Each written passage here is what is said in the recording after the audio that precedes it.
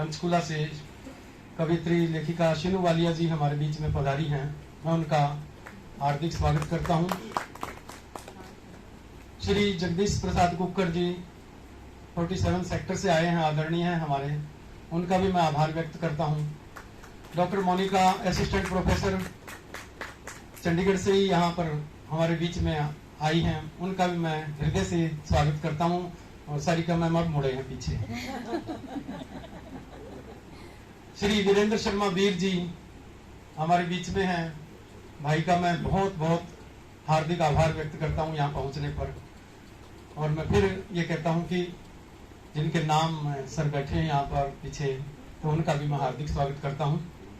अब मैं अपना पर्चा पढ़ता हूं। अजय ने बताया कि रात भर, क्योंकि मैं बहुत ही ज्यादा व्यस्त था और ये मैंने सुबह 4 से 8 बजे तक लेखन कार्य किया था, तो इसका शीर्षक दिया है, समय बहुत कम लूंगा, सुखद दुखद अनुभूतियों की मार्मिक गाथा।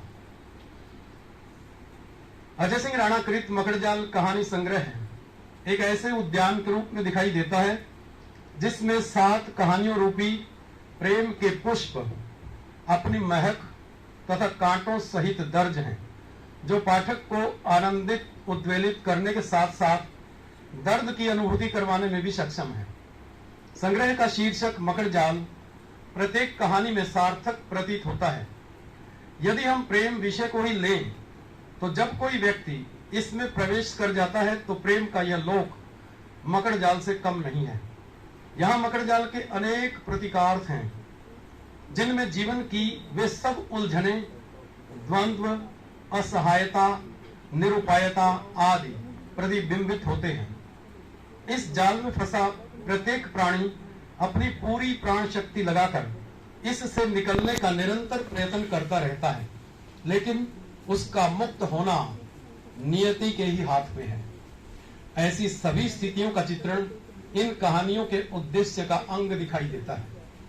इस संग्रह के मुख्य विषय प्रेम को यदि हम गंभीरता और गहराई से देखें तो प्रत्येक कहानी में प्रेम के वियोग पक्ष की प्रबलता दिखाई देती है और लेखक की कल्पना तथा चिंतन इसे और अधिक मार्मिक बना देते हैं।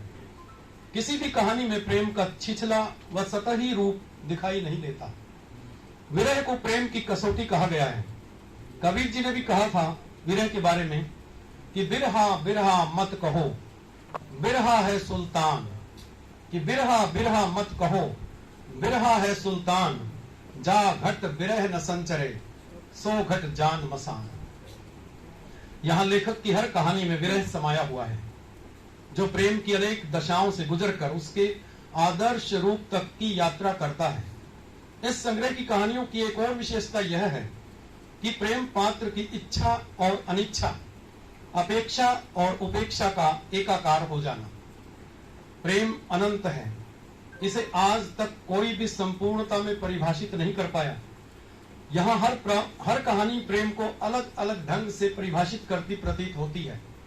लेखक ने प्रेम की यात्रा को अंतहीन सफर की संज्ञा दी है, जो अपने विभिन्न पड़ावों, सुखद दुखद अनुभूतियों, कटु मधु स्मृतियों, संघर्षों, बेचैनियों, आसक्ति तथा विरक्ति को अंगीकार करके आजीवन जारी रहता है और व्यक्ति चाह कर भी इससे छुटकारा प्राप्त नहीं कर सकता। किसी को यदि प्रेम हो जाए तो वह किसी भी स्थिति में मिट नहीं सकता। मकड़जाल की कहानियों के प्रतिपाद्य पर दृष्टिपात करें तो हम पाएंगे कि हर कहानी विषय की समानता के बावजूद कहन और शैली की पृथकता में वह नवीनता लिए हुए है। मकड़जाल कहानी में समीर नामक पात्र से मनुष्य जीवन की समस्याओं के मकड़जाल को दिखाया गया है। जिंदगी में इतनी उलझने व्यक्ति को घेर लेती हैं और वह उनसे निकलने के प्रयास में लीन रहता है। परिस्थितियां व्यक्ति पर इस कदर हावी हो जाती हैं कि उसे इनको स्वीकार करना ही पड़ता है। अंतहीन सफर अभय और स्नेहा के गहरे प्रेम को सहज व सरल ढंग से प्रस्तुत करने वाली कहानी है। यह आत्मिक प्रेम की गहरी व स्थायी अनुभूति को व्यावहारिक धरातल की क्रियाकलापों में अभिव्यक्त करती है। किसी भी बंधन से मुक्त रहने की प्रकृति वाली स्नेहा प्रेम के अदृश्य तथा कोमल बंधन में जरूर बंधी नजर आती है।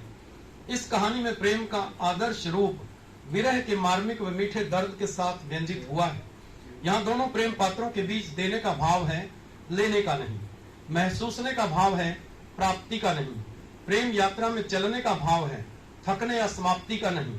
उत्सर्ग का भाव है, ग्रहण का नहीं। इसमें इंद्रिय प्रेम की अपेक्षा अतीन्द्रिय प्रेम का सुंदर चित्रांकन हुआ है।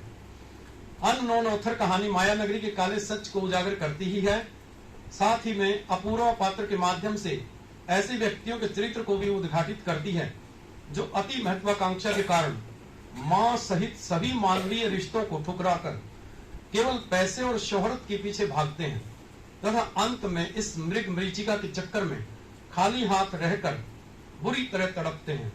इसके साथ ही प्रेम संबंधों में गलत फहमी के कारण ऐसी दरार पड़ जाती है जो आखिर में पश्चाताप से भी नहीं भर पाती।